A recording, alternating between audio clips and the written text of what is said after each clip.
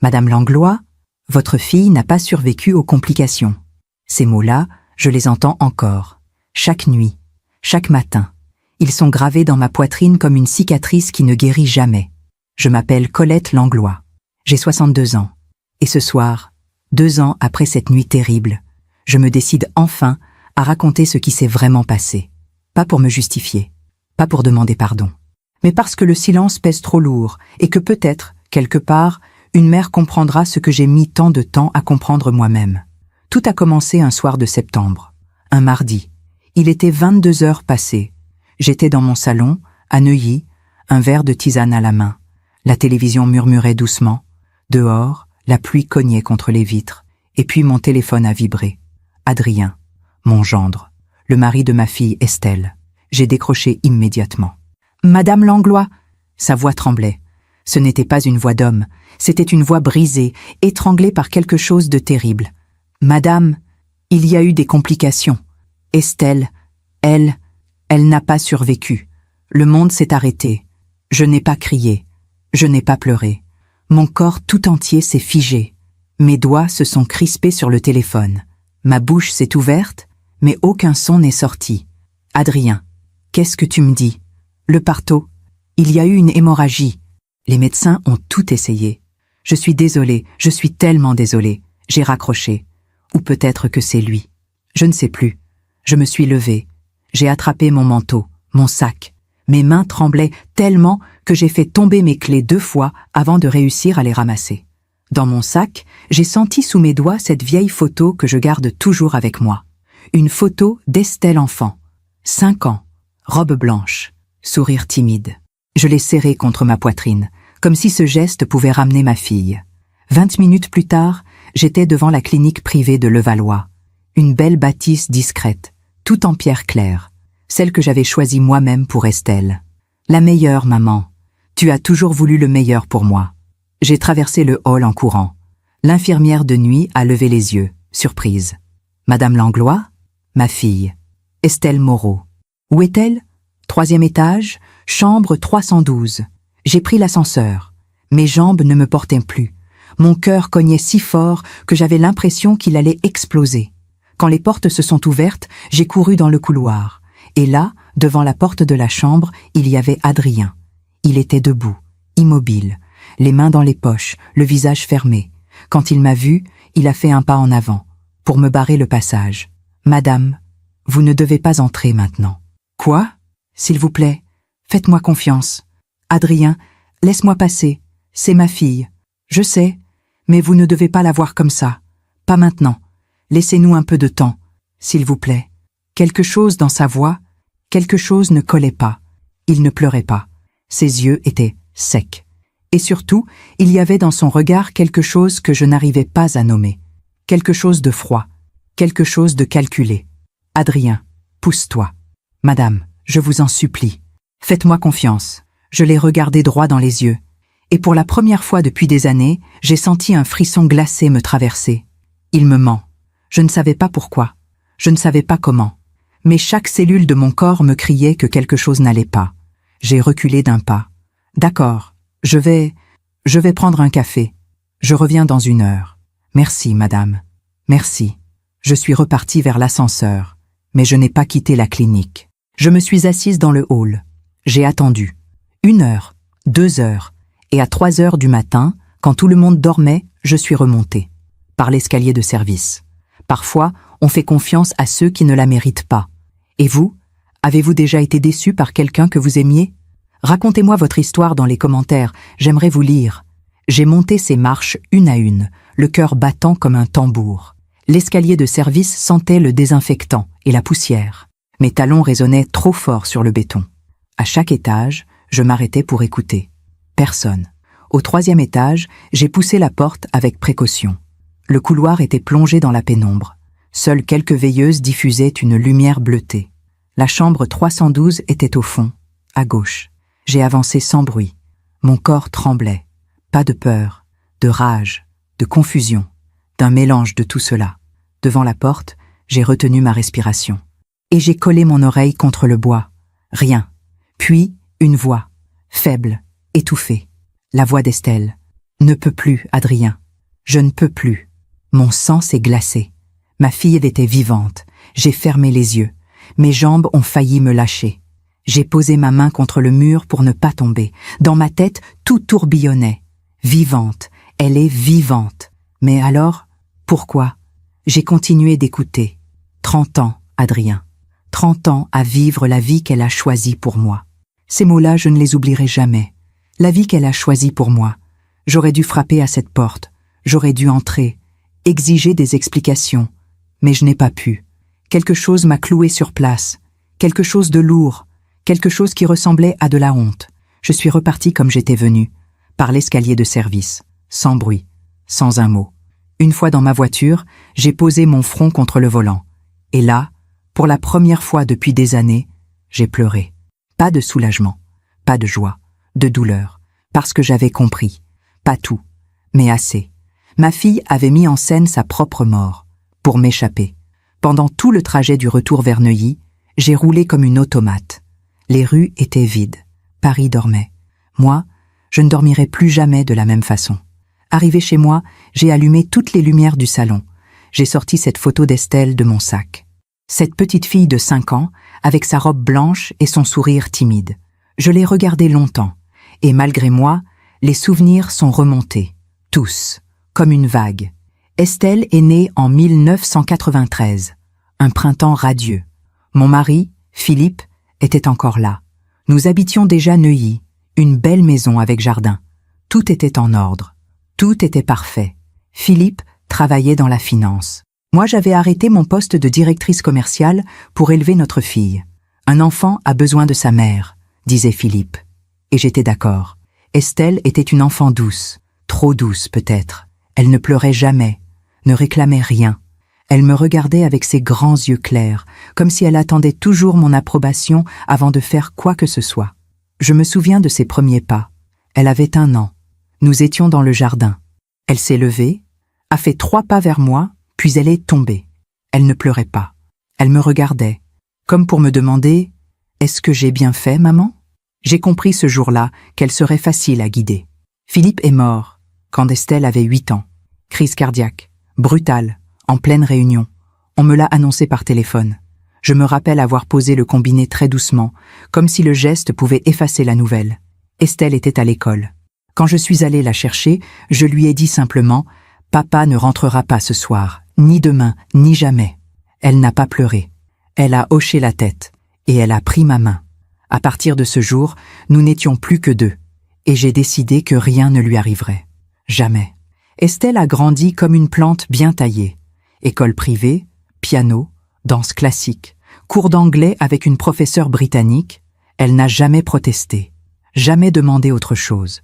Quand elle a eu 15 ans, elle a ramené à la maison un garçon de sa classe, Julien, un adolescent maigre avec des cheveux trop longs et un sourire un peu trop sûr de lui. Je l'ai reçu poliment. Je leur ai servi du thé et des biscuits.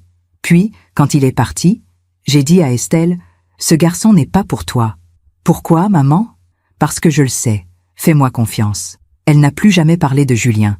À 18 ans, elle voulait étudier les beaux-arts. Elle passait ses dimanches à dessiner dans sa chambre. Des portraits, surtout. Des visages tristes, avec des ombres profondes. Tu as un talent, ma chérie. Mais tu sais, l'art ne nourrit pas. Regarde autour de toi. Les artistes vivent dans la précarité. Mais j'aime dessiner, maman. Et moi, je t'aime. C'est pour ça que je te dis la vérité. Fais des études sérieuses. Commerce, gestion. Après, tu dessineras autant que tu voudras. Elle a baissé les yeux. Puis, elle a hoché la tête. Elle s'est inscrite à l'ESSEC. Quand elle a eu 23 ans, elle a rencontré un jeune homme, Mathieu, un musicien, guitariste dans un groupe qui jouait dans des bars. Il était doux, drôle, et Estelle semblait heureuse. Je l'ai invité à dîner. Une seule fois. Pendant tout le repas, je l'ai observé. Il parlait de ses concerts, de ses projets, de sa passion. Il avait des étoiles dans les yeux, mais pas d'argent dans les poches. Après son départ, j'ai dit à Estelle, « Il est charmant, mais il n'a pas d'avenir. Maman, tu mérites quelqu'un de stable, de sérieux, quelqu'un qui pourra te donner une vie confortable, pas quelqu'un qui court après des rêves. » 3 mois plus tard, elle m'a annoncé qu'elle avait rompu avec Mathieu. Je me suis dit que j'avais bien fait. À 28 ans, elle a rencontré Adrien, un avocat, brillant, élégant, issu d'une bonne famille de Lyon. Tout ce que j'espérais pour elle. Il venait dîner à la maison chaque dimanche. Il me parlait avec respect. Il apportait des fleurs. Il demandait mon avis sur tout. « Madame Langlois, que pensez-vous de ce vin ?»« Madame Langlois, Estelle m'a dit que vous aimiez l'opéra. Nous avons réservé pour Traviata samedi prochain. » Oui, Adrien savait comment me plaire. Ils se sont mariés en juin 2022. Une cérémonie magnifique à Versailles, 150 invités, robe sur mesure. Tout était parfait. Ce jour-là, en regardant Estelle marcher vers l'hôtel, j'ai pensé « Voilà, j'ai réussi. Elle est en sécurité. » Mais en y repensant aujourd'hui, dans ce salon silencieux, avec cette photo d'enfant dans les mains, je comprends enfin. Elle ne marchait pas vers l'hôtel. Elle marchait vers une cage. Et c'est moi qui en tenais la clé. Pendant que je raconte tout cela, je me demande d'où vous m'écoutez. Écrivez le nom de votre ville en commentaire. Cette nuit-là, je n'ai pas dormi. Je suis restée assise dans mon fauteuil. Cette photo d'Estelle, posée sur mes genoux, à regarder les lumières de Paris s'éteindre une à une. Au petit matin, mon téléphone a vibré. Un message d'Adrien. « Madame Langlois, je suis désolée pour hier soir. Tout s'est passé si vite. Estelle repose maintenant. Les obsèques auront lieu vendredi. Je vous tiendrai informé. » J'ai relu ce message 10 fois. Chaque mot était calculé, froid, impersonnel. Les obsèques. Il allait jusqu'au bout de cette mascarade. J'aurais dû répondre. J'aurais dû l'appeler. Hurler. Exiger la vérité. Mais quelque chose m'en empêchait. Une voix intérieure me disait « Attends, observe, comprends d'abord. » Alors j'ai fait ce que je fais toujours quand je ne sais plus où j'en suis. J'ai repensé au début. Après leur mariage en juin 2022, Estelle et Adrien se sont installés dans un appartement du 16e arrondissement. Un 3 pièces lumineux avec vue sur le Trocadéro. Je les avais aidés pour la compte. C'est normal, ma chérie. Une mère aide sa fille.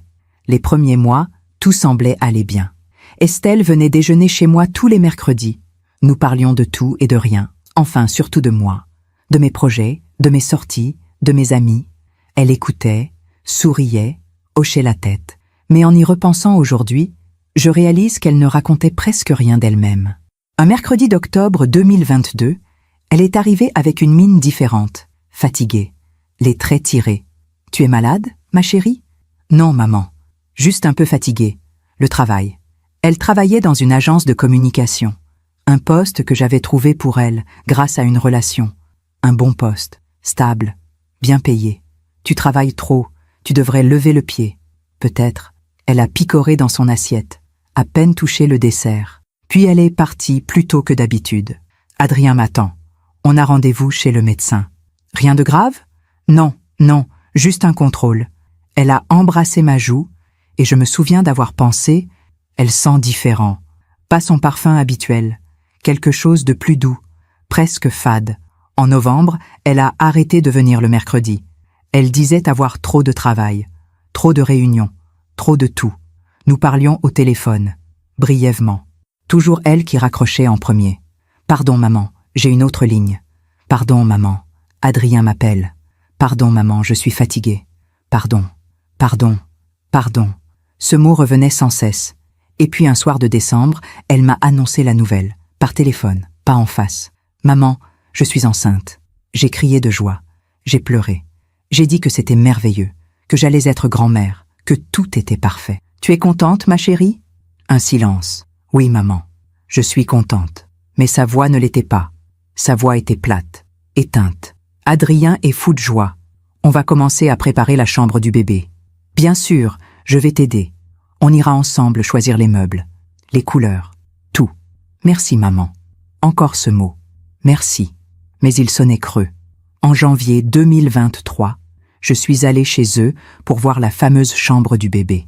Adrien m'a ouvert, souriant, chaleureux. « Madame Langlois, entrez, entrez.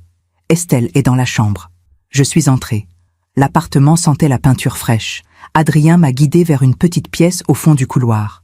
Estelle était là, debout devant un mur blanc, un pinceau à la main. « Bonjour, maman. » Elle s'est retournée. Son ventre commençait à s'arrondir. Elle portait un vieux pull trop grand. Ses cheveux étaient attachés n'importe comment. « Tu peins toi-même? Mais pourquoi? On aurait pu faire venir quelqu'un? J'aime bien le faire, ça me détend. Mais dans ton état? Je vais bien, maman. » J'ai regardé le mur. Elle avait commencé à peindre des formes, des oiseaux, des branches, un ciel. C'est joli. Mais tu sais, il existe des stickers magnifiques, plus simples, plus nets. Elle a baissé les yeux. Je préfère le faire moi-même. Comme tu veux, ma chérie. Mais je voyais bien qu'elle se crispait, qu'elle attendait que je parte. Adrien nous a servi du thé.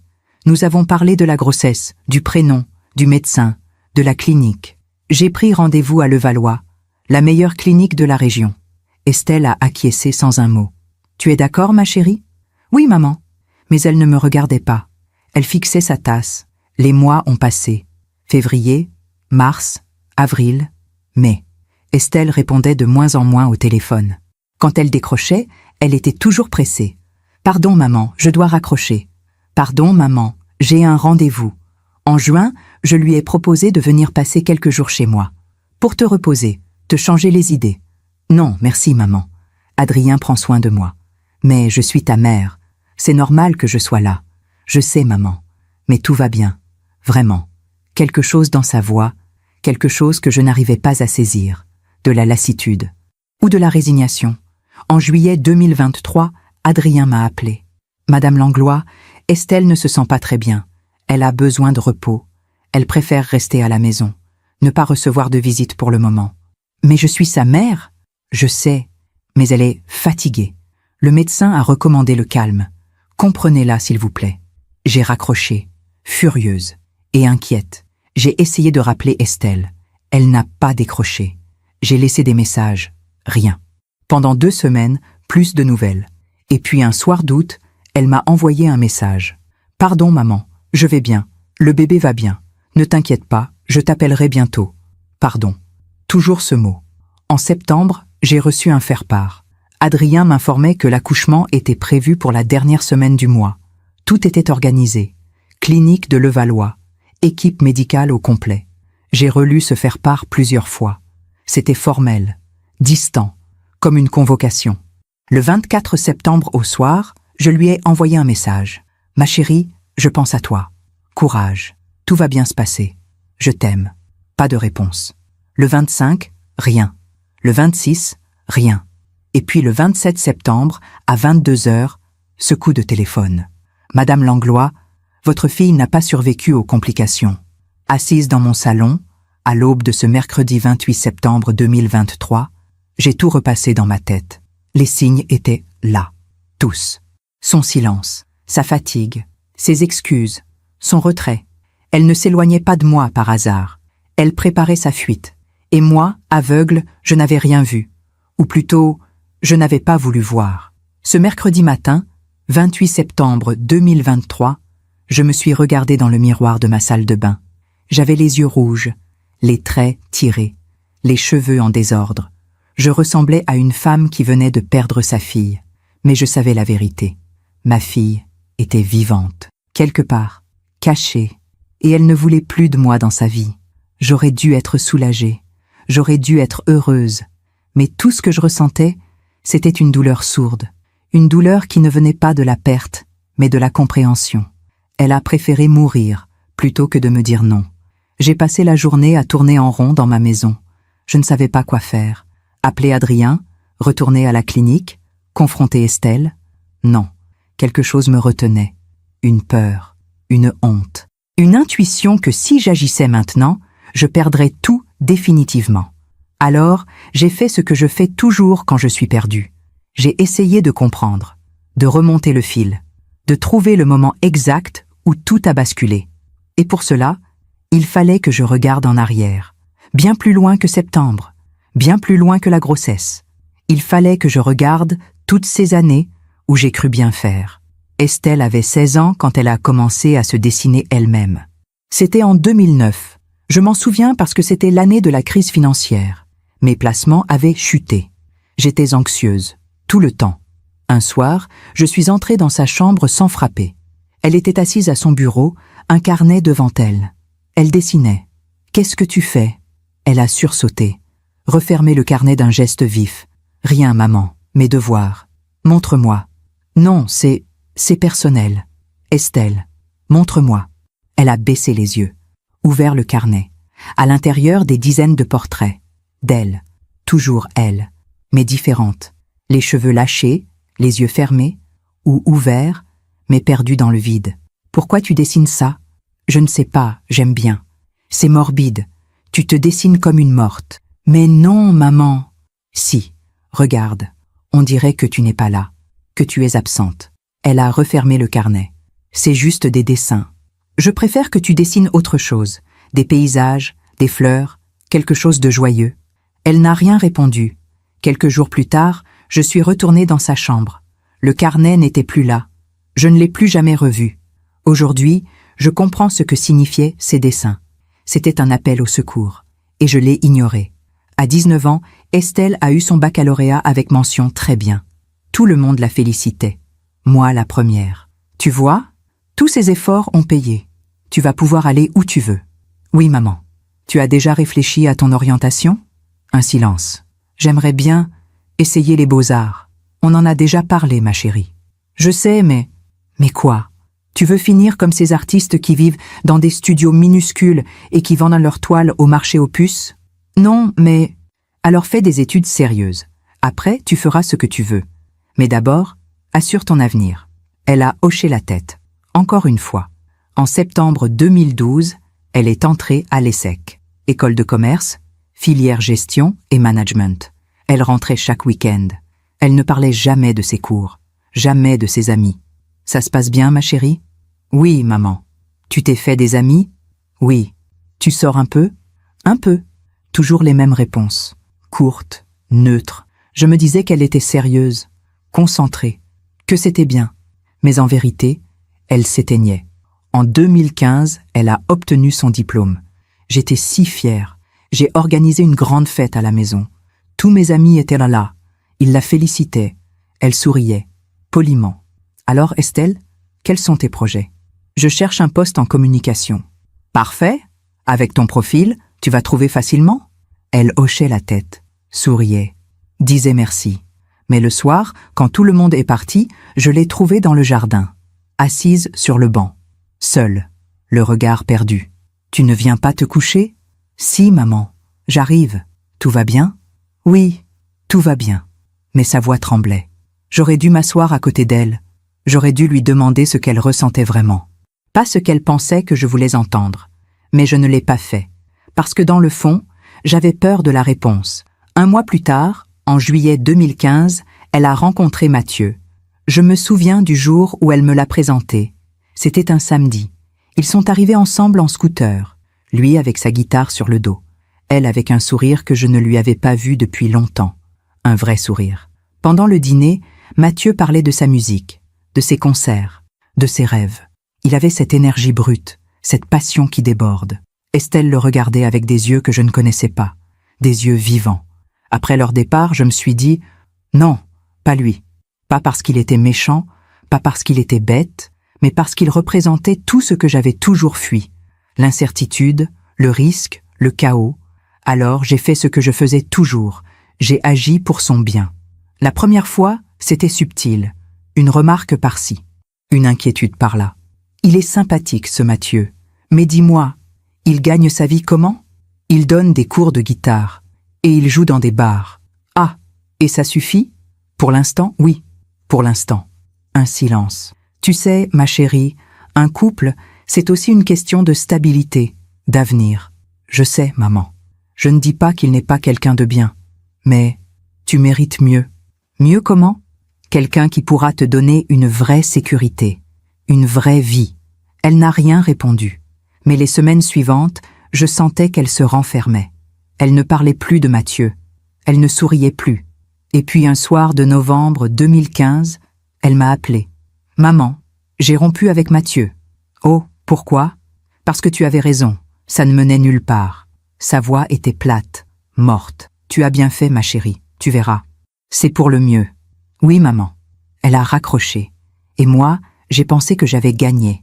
Mais aujourd'hui, assise dans mon salon avec cette photo d'Estelle enfant dans les mains, je comprends enfin. Je n'ai rien gagné. J'ai tout volé. son sourire, sa passion, sa liberté. Et elle, pendant toutes ces années, elle a encaissé, en silence, parce qu'elle pensait que c'était ça, l'amour. Se nier, se taire, obéir. Et quand elle n'a plus pu, elle n'a pas osé me dire non. Elle a préféré mourir. Je me demande encore si j'ai fait le bon choix. Et vous? Qu'auriez-vous fait à ma place? J'ai passé toute la journée du 28 septembre enfermée chez moi. Le téléphone a sonné plusieurs fois. Des amis, des voisines. Elles avaient appris la nouvelle.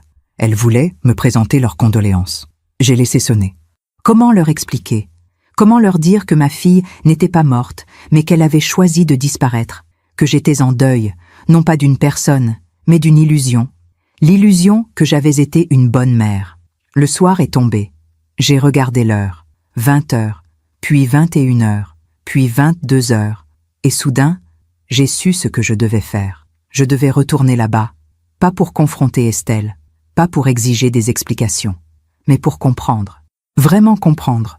J'ai attrapé mon manteau, mon sac, cette photo que je n'arrivais plus à lâcher, et je suis montée dans ma voiture. À 23 heures, j'étais de nouveau devant la clinique de Levallois. Le hall était silencieux. L'infirmière de nuit n'était pas la même que la veille.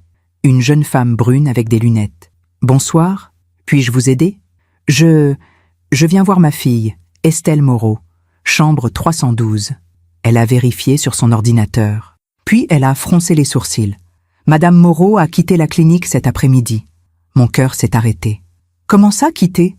Elle est partie avec son mari, vers 15 heures. Mais elle vient d'accoucher. » « Oui, tout s'est bien passé. Le bébé va bien. Ils ont demandé une sortie anticipée. J'ai dû m'appuyer contre le comptoir pour ne pas tomber. Le bébé va bien ? Oui, madame. Un petit garçon, 3 kilos de sang. En parfaite santé. Un garçon. J'avais un petit-fils. Et je ne le verrai jamais. Je suis sortie de la clinique comme une somnambule. Mes jambes tremblaient. Ma tête tournait. Ils étaient repartis. Vraiment partis. Estelle avait accouché. Le bébé allait bien. Et quelques heures plus tard, ils avaient disparu. Tout avait été planifié. Minutieusement, froidement. Et moi, comme une idiote, j'avais attendu. Observé. Réfléchi. J'aurais dû agir la nuit dernière. J'aurais dû frapper à cette porte. Entrer. Exiger la vérité. Mais je ne l'avais pas fait. Parce que, au fond, j'avais peur. Peur de ce qu'elle me dirait. Peur de ce que je verrais dans ses yeux. De retour chez moi, j'ai allumé mon ordinateur. J'ai cherché leur numéro. Appelé. Personne n'a répondu. J'ai envoyé un message à Estelle. « Ma chérie, l'infirmière m'a dit que tu étais sortie. Pourquoi ne m'as-tu rien dit ? Je veux te voir. Je veux voir mon petit-fils. S'il te plaît. Appelle-moi. » Aucune réponse. J'ai attendu 1 heure. 2 heures. Rien. Alors j'ai appelé Adrien. 1 fois. 2 fois. 10 fois. Messagerie vocale. « Bonjour, vous êtes bien sur le répondeur d'Adrien Moreau. Laissez un message. Adrien, c'est Colette. Je sais qu'Estelle va bien. Je sais que le bébé va bien. Je ne comprends pas ce qui se passe. Appelle-moi, s'il te plaît. » Mais je savais qu'il ne rappellerait pas. Les jours suivants ont été un cauchemar. Le vendredi 30 septembre, Adrien a envoyé un message collectif aux proches. C'est avec une immense douleur que nous vous informons du décès d'Estelle Moreau, survenu le 27 septembre lors de complications post-partum. Les obsèques auront lieu dans l'intimité familiale. Merci de respecter notre deuil. L'intimité familiale, quel cynisme. J'ai relu ce message 100 fois. Chaque mot était un coup de poignard. Il maintenait le mensonge, jusqu'au bout. Et tous nos proches, nos amis, nos voisins le croyaient. Les messages de condoléances ont afflué. Sur mon téléphone, sur ma messagerie, chez moi, des fleurs, des cartes, des plats préparés. Courage, Colette, nous pensons à vous. Quelle tragédie. Je souriais, je remerciais, je jouais le rôle de la mère endeuillée. Parce que comment leur expliquer la vérité sans passer pour folle? Le dimanche 2 octobre, ma sœur Marguerite est venue de Bordeaux. Elle a sonné à ma porte à 10 heures du matin. Je n'ai pas eu le choix. J'ai ouvert. Colette, ma pauvre chérie. Elle m'a serré dans ses bras. Elle sentait son parfum habituel. Chanel numéro 5, celui que notre mère portait. Je suis venue dès que j'ai pu. Comment vas-tu? Je tiens le coup. Bien sûr que non. Personne ne tient le coup après ça. Elle est entrée, a posé son sac, préparé du café. Raconte-moi. Comment c'est arrivé? C'était rapide, une hémorragie. Les médecins n'ont rien pu faire. Et le bébé? Il va bien. Dieu merci. Au moins, il te reste lui. J'ai baissé les yeux. Non, Adrien, il est parti. Comment ça, parti? Il a quitté Paris, avec le bébé. Il dit qu'il a besoin de temps, de s'éloigner. Marguerite a froncé les sourcils. Il t'a enlevé ton petit-fils? Ce n'est pas comme ça. Il souffre. Mais toi aussi tu souffres. Tu es la grand-mère. Tu as des droits. Je sais. Tu devrais appeler un avocat? Non, pas maintenant. Laissons-lui du temps. Elle m'a regardé longuement, puis elle a soupiré. Tu es trop bonne, Colette. Toujours trop bonne. Trop bonne. Si elle savait. Marguerite était restée 3 jours. Elle cuisinait, rangeait, parlait de tout et de rien. Elle voulait me distraire, me changer les idées. Mais moi, je pensais à Estelle. Où était-elle? Dans quelle ville? Dans quel pays? Avait-elle changé de nom? De vie? Son fils allait-il grandir en pensant que sa grand-mère maternelle était morte? Et moi, allais-je vivre le reste de ma vie avec ce mensonge? Le mercredi 5 octobre, Marguerite est repartie à Bordeaux. Je me suis retrouvée seule, vraiment seule. J'ai passé des heures à regarder cette photo d'Estelle. 5 ans, robe blanche, sourire timide. Cette petite fille qui me regardait comme si j'étais tout son univers. Quand avait-elle cessé de me regarder comme ça? À quel moment avais-je perdu sa confiance? À 16 ans, quand j'avais jugé ses dessins morbides. À 18 ans, quand j'avais tué son rêve des beaux-arts. À 23 ans, quand j'avais chassé Mathieu. Ou bien avant, bien avant. Peut-être dès le début. Peut-être dès le jour où j'avais décidé que je savais mieux qu'elle ce qui était bon pour elle. Un soir, j'ai ouvert mon ordinateur. J'ai tapé. Comment retrouver quelqu'un qui a disparu? Des pages et des pages de résultats. Détective privé, réseaux sociaux, base de données. J'aurais pu la chercher, la traquer, la retrouver. Mais à quoi bon? Si je la retrouvais, que lui dirais-je? Pardon d'avoir été étouffante? Pardon d'avoir décidé de ta vie à ta place? Pardon de ne pas t'avoir écouté? Elle le savait déjà, et elle avait choisi de partir. De mourir symboliquement pour renaître loin de moi. Cette nuit-là, j'ai pleuré, vraiment pleuré. Pour la première fois depuis des années. Pas des larmes de colère, pas des larmes de pitié, des larmes de honte. Parce que j'avais compris. Ma fille n'était pas partie à cause d'Adrien. Elle était partie à cause de moi. Les semaines ont passé. Octobre, puis novembre, puis décembre 2023. Le monde continuait de tourner. Les gens continuaient de vivre. Moi, j'étais figée dans ce mensonge. Chaque matin, je me réveillais en pensant « Aujourd'hui, je vais la retrouver ». Et chaque soir, je me couchais en sachant que je ne le ferais pas. Parce que la retrouver signifiait la perdre vraiment. En décembre, j'ai reçu une lettre, une enveloppe blanche, sans expéditeur, postée de Lyon. Mon cœur s'est mis à battre très fort. Lyon, la ville d'origine d'Adrien. J'ai ouvert l'enveloppe avec des mains tremblantes. À l'intérieur, une seule feuille. Une écriture que je connaissais par cœur. L'écriture d'Estelle. Maman, je sais que tu as compris. Je sais que tu sais. Je ne vais pas te demander pardon. Parce que ce que j'ai fait, je l'ai fait pour survivre. Pendant 30 ans, j'ai vécu la vie que tu voulais pour moi. J'ai étudié ce que tu voulais, aimé qui tu approuvais, rêvé ce que tu permettais. Et un jour, je me suis réveillée enceinte, et j'ai compris que si je restais, mon fils vivrait la même chose. Tu choisirais son école, ses amis, ses passions, sa vie, et je ne pouvais pas, je ne pouvais plus. Alors oui, j'ai menti. J'ai mis en scène ma propre mort, parce que c'était la seule façon de partir sans que tu me suives. Tu m'as toujours dit que tu faisais ça par amour, et peut-être que c'est vrai. Mais ton amour, maman, il étouffait. Je ne te déteste pas, je ne t'en veux même pas, parce que je sais que tu as fait ce que tu pensais être juste. Mais maintenant, je dois faire ce que je pense être juste pour moi. Et pour mon fils, ne me cherche pas. S'il te plaît, un jour, peut-être nous nous reverrons. Quand j'aurai appris à dire non sans avoir à mourir pour ça. Estelle, j'ai relu cette lettre 100 fois, 1000 fois. Chaque mot était une lame. Ton amour étouffait. J'ai pleuré, longtemps, sans bruit, comme on pleure quand on sait qu'on a perdu quelque chose qu'on ne retrouvera jamais. Mais au milieu de cette douleur, il y avait aussi quelque chose d'autre, un soulagement. Parce qu'enfin, elle m'avait dit la vérité. Enfin, elle m'avait dit non. Les mois suivants, j'ai commencé à faire quelque chose que je n'avais jamais fait de ma vie. J'ai regardé en arrière, vraiment regardé, pas pour me justifier, pas pour me dire que j'avais bien fait, mais pour comprendre d'où venait ce besoin de tout contrôler. Ma propre mère, Geneviève, était une femme autoritaire, froide, exigeante. Elle avait grandi pendant la guerre. Elle avait connu la faim, la peur, l'incertitude. Et quand elle a eu des enfants, Marguerite et moi, elle a décidé que nous ne manquerions de rien. Jamais. Mais ce rien incluait aussi la liberté. Nous devions être parfaites, polies, silencieuses, obéissantes. On ne contredit pas sa mère. On ne pleure pas pour un rien. On ne montre pas ses émotions. Marguerite a fini par se rebeller. À 18 ans, elle est partie étudier à Bordeaux.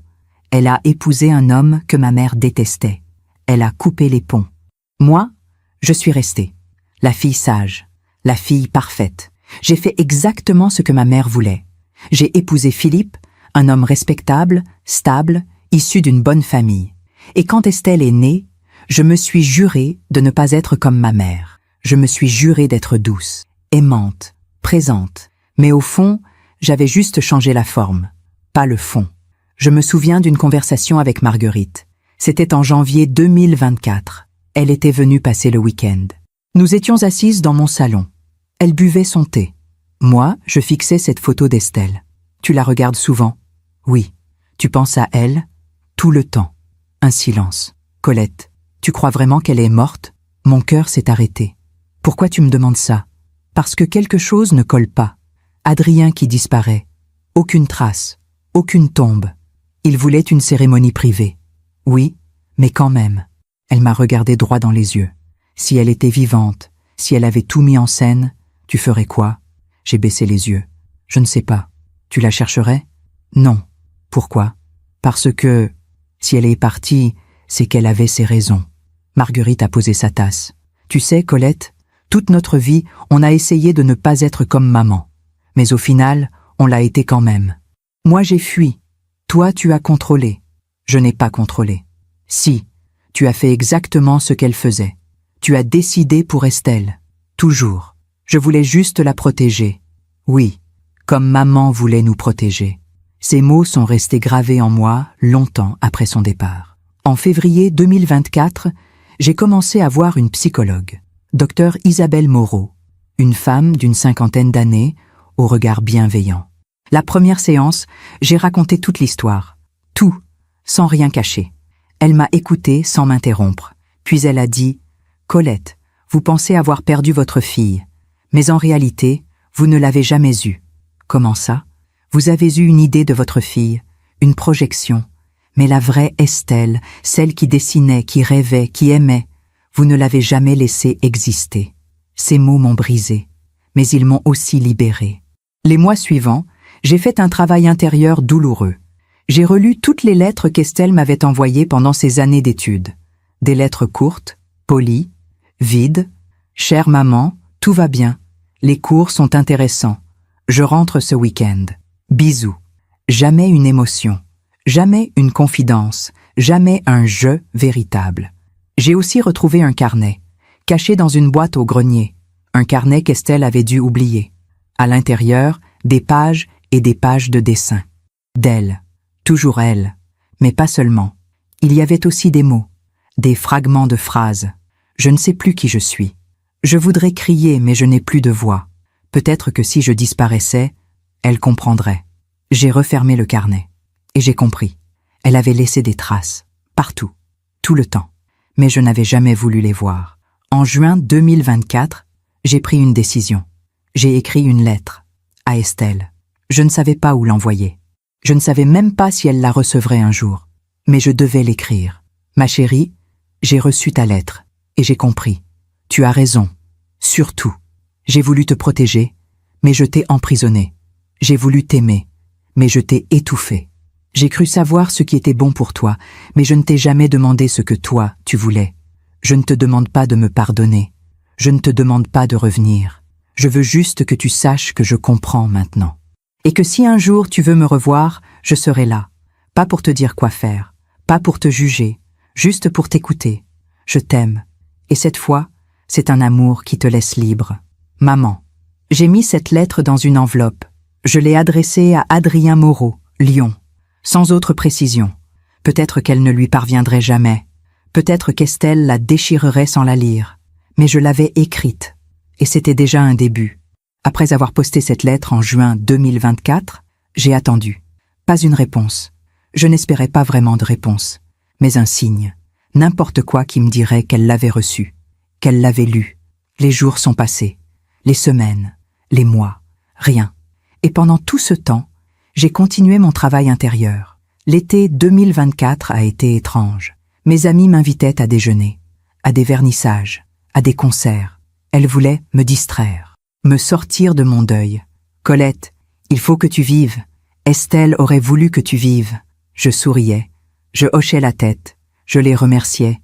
Mais à chaque fois je pensais, si elle savait qu'Estelle était vivante quelque part, qu'elle avait un fils, que je ne les reverrais peut-être jamais, si elle savait que ce n'était pas un deuil ordinaire, c'était le deuil d'une relation qui n'avait jamais vraiment existé. En août, Marguerite m'a invité à Bordeaux. Une semaine, pour changer d'air. J'ai accepté. Sa maison était lumineuse, pleine de vie. Ses 2 enfants, mes neveux, étaient là avec leurs propres enfants. Des rires, des cris, du désordre. Le premier soir, nous étions toutes les 2 sur la terrasse. Le soleil se couchait. Marguerite fumait une cigarette. Moi, je buvais un verre de vin blanc. Tu sais, Colette, je t'envie. Pourquoi? Parce que tu as eu le courage de regarder en face ce que tu avais fait. Moi, j'ai juste fui. Tu n'as rien fait de mal. Si, j'ai laissé mes enfants se débrouiller seuls, parce que j'avais trop peur de devenir comme maman. Résultat, ils ont grandi en pensant que je m'en fichais. Mais ils sont là, avec toi. Oui, mais ça m'a pris des années. Des excuses, de la thérapie. Elle a écrasé sa cigarette. Au final, on paie toujours, d'une façon ou d'une autre. J'ai regardé le ciel. Orange, rose, violette. Oui, on paie toujours. En septembre 2024, 1 an après la disparition d'Estelle, je suis retournée à la clinique de Levallois. Je ne sais pas pourquoi. Une impulsion, un besoin. J'ai garé ma voiture. Je suis restée assise, à regarder cette bâtisse. C'était ici que tout avait basculé. C'était ici que j'avais compris que ma fille préférait mourir plutôt que de me dire non. Je suis sortie de la voiture. J'ai marché jusqu'à l'entrée. Le hall était le même. Blanc, silencieux, propre. L'infirmière d'accueil m'a reconnue. « Madame Langlois? Bonjour, vous allez bien? Oui, je voulais juste… » Quoi? Quoi exactement? Revivre cette nuit? Comprendre quelque chose que je n'avais pas encore compris? Je voulais juste voir. Elle a hoché la tête, avec compassion. Je suis désolée pour votre fille. Merci. J'ai tourné les talons. Je suis repartie. Mais en remontant dans ma voiture, j'ai réalisé quelque chose. Je ne venais pas pour Estelle. Je venais pour moi, pour faire la paix avec ce que j'avais perdu. En octobre 2024, j'ai pris une autre décision. J'ai vidé la chambre d'Estelle. Cette chambre était restée intacte depuis son départ, comme un sanctuaire, comme si elle allait revenir un jour, mais elle ne reviendrait pas. Et garder cette chambre, c'était rester prisonnière du passé. J'ai commencé par les vêtements, pliés dans l'armoire. Certains dataient de son adolescence. Des pulls, des jupes, des robes qu'elle ne portait plus depuis des années. Je les ai sortis un par un. J'ai senti leur odeur, lavande, un peu de poussière. J'ai mis la plupart dans des cartons, pour les donner. Mais j'en ai gardé un pull bleu marine, celui qu'elle portait à 15 ans, quand elle rentrait du lycée et s'asseyait dans le jardin pour dessiner. Je l'ai plié soigneusement. Je l'ai mis de côté. Ensuite, les livres, des romans, des manuels d'école, des carnets de notes. Et puis, tout au fond de l'étagère, j'ai trouvé quelque chose. Un autre carnet. Petit, rouge, usé. Je l'ai ouvert. Les premières pages étaient vides. Puis, au milieu, des lignes. Une écriture serrée, nerveuse. Aujourd'hui, maman a dit que mes dessins étaient morbides. Je ne sais pas quoi répondre. Peut-être qu'elle a raison. Peut-être que je suis morbide. J'ai rompu avec Mathieu. Maman dit que c'est mieux comme ça. Je ne sais plus ce que je pense. Je ne sais plus ce que je veux. Parfois, j'imagine que je pars. Loin, très loin, que je change de nom, que je deviens quelqu'un d'autre. Est-ce que c'est normal de ne pas se sentir chez soi dans sa propre vie? J'ai refermé le carnet. Mes mains tremblaient. Toutes ces années, elle avait écrit. Elle avait laissé des traces. Et moi, je n'avais jamais cherché à les lire. Parce que je ne voulais pas savoir. Parce que savoir aurait signifié remettre en question tout ce que je croyais juste. J'ai passé la journée entière à vider cette chambre. Les tiroirs, les placards, les étagères. À chaque objet, un souvenir. À chaque souvenir, une douleur. Mais aussi, peu à peu, une forme de libération. Parce que vider cette chambre, c'était accepter. Accepter qu'Estelle ne reviendrait pas. Accepter que notre relation était terminée. Peut-être pour toujours, peut-être pas. Mais en tout cas, pas comme avant. Le soir, j'ai appelé Marguerite. J'ai vidé la chambre d'Estelle. Un silence. Comment tu te sens? Triste, mais soulagée. C'est bien, Colette. C'est un pas. Oui. Tu sais, peut-être qu'un jour, elle reviendra. Peut-être. Ou peut-être pas. Et tu seras prête? Je ne sais pas. Mais au moins, je ne serai plus la même. En novembre 2024, quelque chose d'étrange s'est produit. Un matin, en ouvrant ma boîte aux lettres, j'ai trouvé une enveloppe, sans timbre, déposée à la main. Mon cœur s'est mis à battre très fort. L'écriture, je la reconnaissais, celle d'Estelle. J'ai ouvert l'enveloppe avec des mains tremblantes. À l'intérieur, une seule phrase, écrite au stylo bleu. J'ai reçu ta lettre. Merci. Rien d'autre. Pas de signature, pas d'adresse, pas de date. Juste ces 5 mots. J'ai reçu ta lettre. Merci. Je me suis assise sur le canapé. J'ai relu cette phrase 10 fois, 20 fois. Elle avait reçu ma lettre. Elle l'avait lue. Et elle m'avait répondu. Pas avec des reproches, pas avec de la colère, juste avec un merci, un tout petit merci. Mais c'était déjà énorme. Ce soir-là, j'ai sorti cette vieille photo d'Estelle, celle que je portais toujours dans mon sac. Cette petite fille de 5 ans, robe blanche, sourire timide. Et pour la première fois depuis des mois, je ne l'ai pas regardée avec tristesse. Je l'ai regardée avec espoir. Peut-être qu'un jour, nous nous reverrions. Peut-être pas. Mais ce qui comptait, c'était que j'avais enfin compris. Aimer quelqu'un, ce n'est pas décider pour lui. C'est le laisser libre. Même si cette liberté nous éloigne. Même si cette liberté fait mal. Après avoir reçu cette réponse d'Estelle en novembre 2024, quelque chose a changé en moi. Ce n'était pas de la joie, pas du soulagement non plus. C'était quelque chose de plus calme, de plus profond, une forme de paix. Elle m'avait entendu, et c'était suffisant. Les semaines suivantes, j'ai continué mon travail avec le docteur Moreau. Un jeudi après-midi de décembre 2024, nous étions assises dans son cabinet. La pluie cognait contre les vitres. Elle m'a demandé « Colette, si Estelle était devant vous maintenant, que lui diriez-vous » J'ai réfléchi longtemps. Je lui dirais « Je suis désolée. » Pourquoi exactement? Pour tout. Pour avoir décidé à sa place. Pour ne pas l'avoir écoutée. Pour avoir confondu amour et contrôle. Et qu'est-ce que vous aimeriez qu'elle vous dise? J'ai fermé les yeux. Rien. Je n'attends rien d'elle. Vraiment? Oui, parce que je comprends maintenant. Elle ne me doit rien. Ni pardon, ni explication, ni retour. Docteur Moreau a souri. Vous avez beaucoup avancé, Colette. Peut-être, mais c'est trop tard. Trop tard pourquoi? Pour réparer. Réparer quoi? Le passé ne se répare pas. Il se comprend. Et ensuite, on avance. Ces mots sont restés gravés en moi. Le passé ne se répare pas. Il se comprend. En janvier 2025, j'ai pris une décision importante. J'ai vendu la maison de Neuilly. Cette grande maison où Estelle avait grandi, où Philippe était mort, où j'avais vécu seule pendant toutes ces années. Cette maison était pleine de fantômes. Mes amis étaient choqués. Colette, tu es sûre? C'est ta maison. Tous tes souvenirs sont là. Justement. Mais où vas-tu aller? Je ne sais pas encore, mais je ne peux plus rester ici. Et c'était vrai. Chaque pièce me renvoyait à des moments où j'avais fait les mauvais choix. Le salon, où j'avais dit à Estelle que Mathieu n'était pas pour elle. La cuisine, où j'avais insisté pour qu'elle étudie le commerce plutôt que les beaux-arts. Sa chambre, que je venais de vider, mais qui résonnait encore de son silence. Non, je ne pouvais plus. J'ai trouvé un petit appartement dans le 10e arrondissement. 2 pièces, lumineux, simple. Rien à voir avec Neuilly. Marguerite est venue m'aider à déménager en février 2025.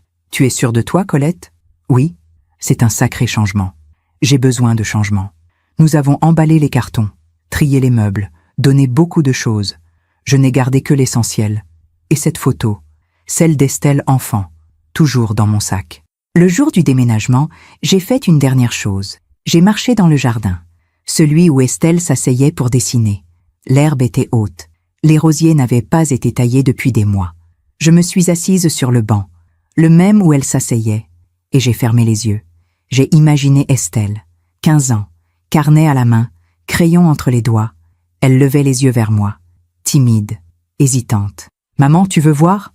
Et dans mon imagination cette fois, je répondais différemment. « Oui, ma chérie, montre-moi. » Je regardais ses dessins, sans juger, sans critiquer. « C'est beau, continue. » Et elle souriait.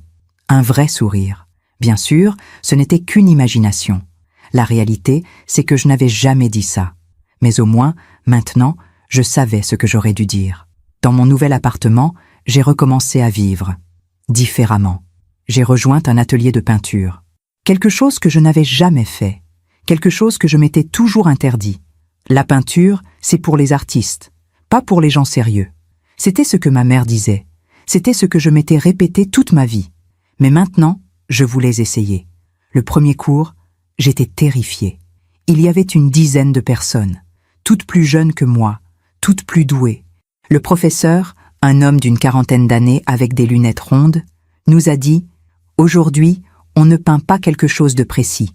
On peint ce qu'on ressent. » J'ai regardé ma toile blanche, mon pinceau, mes couleurs, et je ne savais pas quoi faire. Parce que toute ma vie, j'avais suivi des règles, des modèles, des attentes. Mais là, on me demandait de peindre ce que je ressentais, et je ne savais même pas ce que je ressentais. J'ai commencé par du bleu, sombre, profond, puis du gris, du noir, puis, sans réfléchir, j'ai ajouté une touche de jaune, timide, au milieu. À la fin du cours, le professeur est passé devant ma toile. C'est intéressant. On sent une lutte entre l'ombre et la lumière. C'est ce que je ressens. Continuez. Et j'ai continué. Les mois ont passé. Mars, avril, mai 2025. Je peignais chaque semaine. Des toiles abstraites, sombres au début, puis, peu à peu, avec plus de couleurs. Je ne montrais mes peintures à personne. Ce n'était pas pour ça. C'était pour moi, pour apprendre à exprimer ce que je n'avais jamais su dire. Un soir de juin 2025, j'ai reçu un appel, un numéro inconnu. Allô ?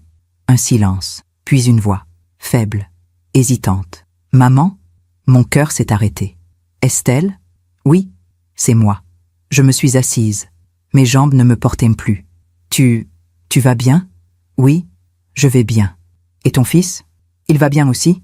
Il a 2 ans maintenant. 2 ans. Mon petit-fils avait 2 ans. Et je ne l'avais jamais vu. Comment il s'appelle ? Un silence. Léo. C'est joli.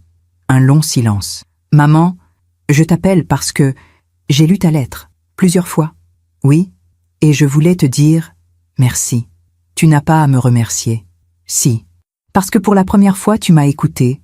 Vraiment écouté. Ma gorge s'est serrée. Je suis désolée, Estelle. Pour tout. Je sais. Je ne te demande pas de revenir. Je ne te demande rien. Je voulais juste que tu saches que je comprends maintenant. Je sais. Un silence. Long. Lourd. Un jour, peut-être, on pourra se revoir. Mais pas maintenant. J'ai besoin de temps. Prends tout le temps dont tu as besoin. Merci, maman. Je t'aime, ma chérie. Moi aussi, à ma façon. Et elle a raccroché. Je suis restée assise longtemps, le téléphone à la main. Elle avait appelé, elle m'avait parlé, elle m'avait dit qu'elle m'aimait, à sa façon. Ce n'était pas beaucoup, mais c'était déjà tout. Ce soir-là, j'ai sorti ma toile, celle que je peignais depuis des semaines, et pour la première fois, j'ai ajouté du blanc, beaucoup de blanc, de la lumière. Après cet appel de juin 2025, j'ai vécu dans un état étrange, entre espoir et acceptation. Estelle m'avait parlé. Elle m'avait dit qu'un jour, peut-être, nous nous reverrions. Mais elle avait aussi dit « pas maintenant ». Et j'ai respecté ça. Je n'ai pas rappelé. Je n'ai pas cherché à la joindre. Je n'ai pas insisté. Parce que pour la première fois de ma vie, j'avais compris quelque chose d'essentiel. Aimer quelqu'un, ce n'est pas le retenir, c'est le laisser partir. L'été 2025 a été le plus paisible que j'ai connu depuis des années. Je continuais mes cours de peinture, je voyais mes amis, je marchais dans Paris, je vivais, simplement, sans attendre, sans espérer. sans contrôler. Un matin d'août, en achetant du pain à la boulangerie de mon quartier, j'ai croisé une jeune femme avec un enfant. Un petit garçon de 2 ou 3 ans. Blond, les yeux clairs. Il riait, il courait. Sa mère lui courait après en souriant. « Léo, attends-moi !» Mon cœur s'est serré. Léo, comme mon petit-fils. J'ai regardé cette mère et cet enfant s'éloigner. Et j'ai pensé à Estelle. Quelque part, elle vivait ce moment. Elle courait après son fils. Elle riait. Elle était libre. Et moi, je n'en faisais pas partie. C'était douloureux, mais c'était juste. En septembre 2025, quelque chose d'inattendu s'est produit. J'ai reçu un appel de Marguerite. Sa voix était étrange, tendue. « Mais Colette, il faut que je te parle. Qu'est-ce qui se passe ? C'est maman. Mon sang s'est glacé. »« Quoi, maman ? » ?»« Elle est à l'hôpital. AVC. Grave. Geneviève avait 89 ans. Elle vivait seule dans sa maison de Versailles depuis la mort de mon père, il y a plus de 20 ans. Marguerite et moi n'avions jamais été très proches d'elle. Nous la voyions aux fêtes, aux anniversaires, par obligation plus que par envie. Mais là, c'était différent. Je suis partie pour Versailles le lendemain. Marguerite était déjà là. Nous sommes entrés dans la chambre d'hôpital ensemble. Geneviève était allongée, immobile, branchée à des machines, les yeux fermés. Le médecin nous a dit qu'elle ne se réveillerait probablement pas. Quelques jours, peut-être une semaine. Marguerite et moi avons passé cette semaine à l'hôpital, à tour de rôle, en silence. Un soir, j'étais seule avec Geneviève. Il était tard. L'hôpital était silencieux. Je la regardais. Son visage creusé, ses mains osseuses posées sur le drap blanc. Et pour la première fois, je l'ai vue différemment. Pas comme la mère autoritaire, pas comme la femme froide, mais comme une femme qui avait eu peur, peur de manquer, peur de perdre, peur de ne pas protéger ses filles, et qui, pour combattre cette peur, avait tout contrôlé, exactement comme moi. Je me suis penchée vers elle. « Maman, je te comprends maintenant. » Elle n'a pas bougé. Elle ne pouvait pas m'entendre. Mais j'ai continué. « Tu as fait ce que tu pensais être juste, comme moi, et tu as perdu tes filles, comme moi. » Ma voix tremblait. « Mais tu sais quoi ? Je ne t'en veux plus. Parce que maintenant, je sais ce que c'est, de vouloir tellement protéger qu'on finit par étouffer. » J'ai pris sa main, froide, fragile. « Tu as fait de ton mieux, avec ce que tu avais, avec ce que tu savais. » Et j'ai pleuré. Pas pour elle, pas vraiment. Mais pour nous toutes, Geneviève, moi, Estelle, toutes ces femmes qui avaient confondu amour et contrôle, et qui avaient payé le prix. Geneviève est morte 3 jours plus tard, le 15 septembre 2025. Les obsèques ont eu lieu à Versailles. Une petite cérémonie. Quelques amis, quelques voisins. Marguerite a lu un texte. Sobre, respectueux, sans mensonge. Notre mère était une femme de devoir, une femme de principe. Elle a vécu selon ses convictions. Et aujourd'hui, nous lui disons au revoir. Après la cérémonie, Marguerite et moi sommes retournés à la maison de Geneviève. Nous devions trier ses affaires. Dans sa chambre, nous avons trouvé des cartons, pleins de lettres, de photos, de souvenirs, des lettres que nous lui avions écrites, enfant, des dessins que nous avions faits, et puis, tout au fond d'un tiroir, un carnet. Marguerite l'a ouvert, a lu quelques lignes, puis elle me l'a tendu. « Regarde !» C'était le journal de Geneviève, écrit pendant les années 80, quand nous étions adolescentes. Marguerite s'éloigne de moi. Je la sens partir. Je ne sais pas comment la retenir. J'ai peur qu'elle fasse des erreurs. J'ai peur qu'elle souffre. Alors je dis non. À tout. Peut-être que je me trompe. Mais je ne sais pas faire autrement. Colette est plus docile. Elle m'écoute. Elle obéit. C'est plus simple. Mais parfois, je me demande si ce n'est pas pire. Si en obéissant, elle ne perd pas quelque chose d'essentiel. Et je veux qu'elle soit heureuse. Mais comment ? Comment protège-t-on ses enfants sans les briser ? J'ai refermé le carnet. Ma mère avait su. Elle avait su qu'elle les étouffait. Elle avait su qu'elle les perdait. Mais elle n'avait pas su s'arrêter. Exactement comme moi. Tu vois, Colette, Marguerite avait les yeux rouges. On croit toujours qu'on fait mieux que nos parents. Mais au final, on fait juste différemment. Peut-être. Ou peut-être qu'on apprend. Trop tard. Mais on apprend. Elle a hoché la tête. Tu crois qu'Estelle reviendra un jour ? Je ne sais pas. Mais si elle revient, je serai prête. Prête comment ? Prête à l'écouter. Vraiment. Sans jugement. Sans attente. Marguerite a souri. Tristement. Tu as changé, Colette. Oui. Mais ça m'a coûté ma fille. Peut-être, ou peut-être que tu l'as libéré. En rentrant à Paris ce soir-là, j'ai repensé à tout. À Geneviève, à Philippe, à Estelle, à Léo, toutes ces générations, toutes ces blessures. Et je me suis dit quelque chose. Le karma, ce n'est pas une punition venue de l'extérieur. C'est la conséquence naturelle de nos choix. Geneviève avait contrôlé. Elle avait perdu ses filles. Moi, j'avais contrôlé. J'avais perdu Estelle. Et Estelle. Estelle avait eu le courage de briser le cycle, de partir, de dire non, de protéger son fils. Un soir d'octobre 2025, j'ai reçu une nouvelle lettre, encore une fois, sans timbre. Déposée à la main. L'écriture d'Estelle. Maman, j'ai appris pour grand-mère. Je suis désolée. Je sais que vous n'étiez pas proche, mais c'était ta mère. J'espère que tu vas bien. Léo grandit vite. Il commence à parler. Il dit maman, papa, encore. Un jour, je lui parlerai de toi. Pas de celle que tu étais, mais de celle que tu deviens. À bientôt, peut-être. Estelle. J'ai lu cette lettre 100 fois. De celle que tu deviens. Elle voyait. Elle comprenait. Et elle me laissait une porte ouverte. Pas pour aujourd'hui, pas pour demain, mais pour un jour. Cette nuit-là, j'ai sorti cette vieille photo d'Estelle, celle que je portais toujours. Et pour la première fois, je l'ai posée dans un cadre, sur ma table de nuit, pas pour m'accrocher au passé, mais pour me rappeler d'où je venais et où je voulais aller. Le karma avait fait son œuvre. J'avais perdu ce que j'avais voulu contrôler. Mais dans cette perte, j'avais trouvé quelque chose d'autre. La liberté, la mienne et la sienne. Nous sommes aujourd'hui en décembre 2025, 2 ans et 3 mois après cette nuit terrible où j'ai cru perdre ma fille. 2 ans et 3 mois depuis que j'ai compris que je ne l'avais jamais vraiment eue. Ce matin, je me suis réveillée dans mon petit appartement du 10e arrondissement. La lumière entrait doucement par la fenêtre. Paris s'éveillait. Je me suis levée. J'ai préparé mon café. J'ai regardé cette photo d'Estelle encadrée sur ma table de nuit. Cette petite fille de 5 ans, robe blanche, sourire timide. Et je lui ai souri en retour. Ma vie aujourd'hui est simple, presque humble.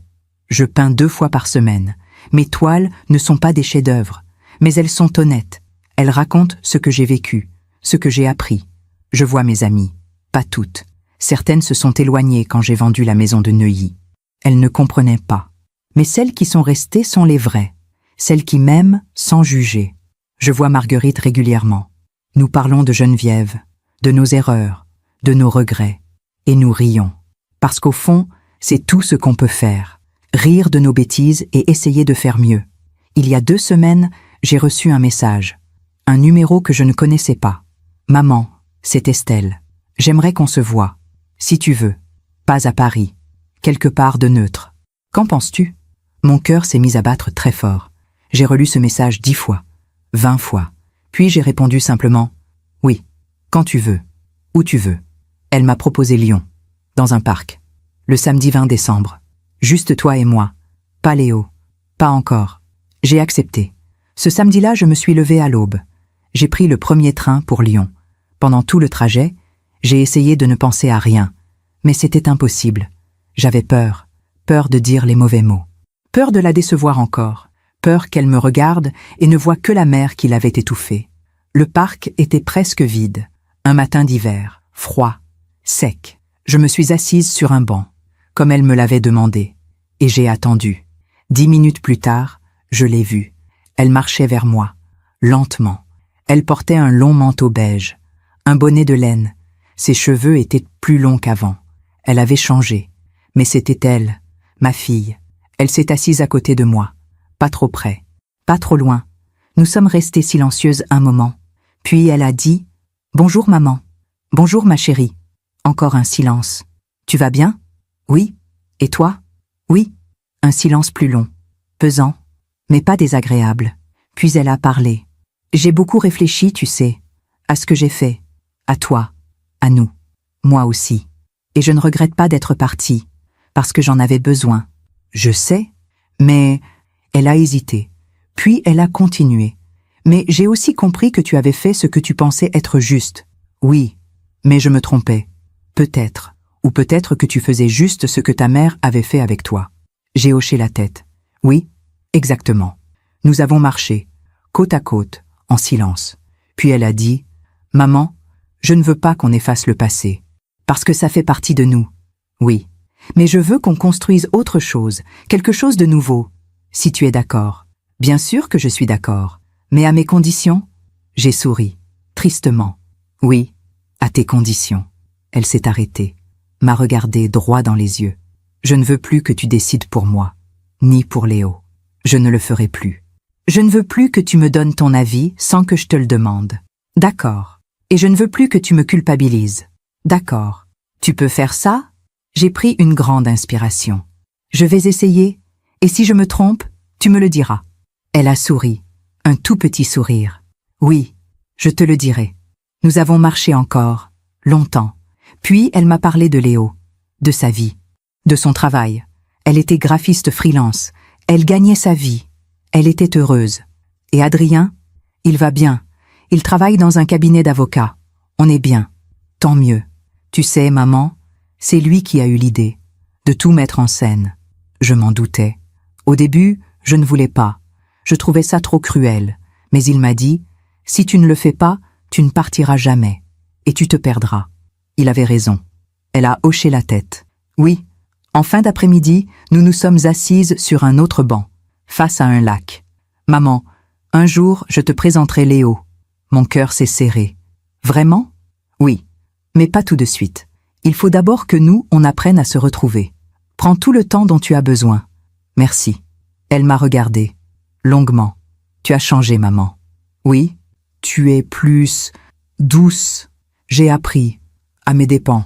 Je suis désolée que ça t'ait coûté si cher. Non, ne sois pas désolée, parce que maintenant je comprends. Et c'est tout ce qui compte. Avant de partir, elle m'a serré dans ses bras. Pas longtemps, mais elle l'a fait. À bientôt, maman. À bientôt, ma chérie. Et elle est partie. Dans le train du retour, j'ai regardé le paysage défiler. Les champs, les villages, le ciel gris. Et j'ai pleuré. Pas de tristesse, pas de regret, de gratitude. Parce que ma fille m'avait donné une seconde chance. Une chance de l'aimer autrement. Une chance d'être une meilleure mère. Même si c'était trop tard pour réparer le passé.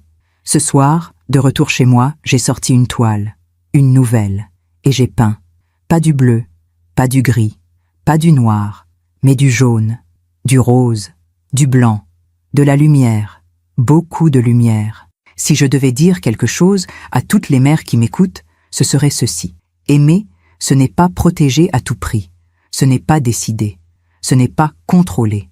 Aimer, c'est laisser libre. Même si cette liberté nous éloigne. Même si cette liberté fait mal. Parce qu'au final, la seule chose qu'on puisse vraiment offrir à ceux qu'on aime, c'est la possibilité d'être eux-mêmes. Ma fille a dû mettre en scène sa propre mort pour que je comprenne ça. Et aujourd'hui, 2 ans plus tard, je peux enfin dire « Merci, Estelle. Merci de m'avoir forcé à me regarder en face. Merci de m'avoir appris que l'amour, le vrai, celui qui libère, c'est le seul qui vaille la peine. Je m'appelle Colette Langlois. J'ai 62 ans. Et si mon histoire aide ne serait-ce qu'une femme à ouvrir les yeux, alors tout cela aura eu un sens. Merci de m'avoir écouté jusqu'au bout. Si cette histoire a touché votre cœur, abonnez-vous et activez la cloche pour entendre d'autres femmes qui ont transformé la douleur en sagesse. Chaque jour, une femme, une leçon de vie. Partagez cette histoire avec quelqu'un que vous aimez. Parfois, une histoire change toute une journée. Que Dieu vous bénisse et à très bientôt.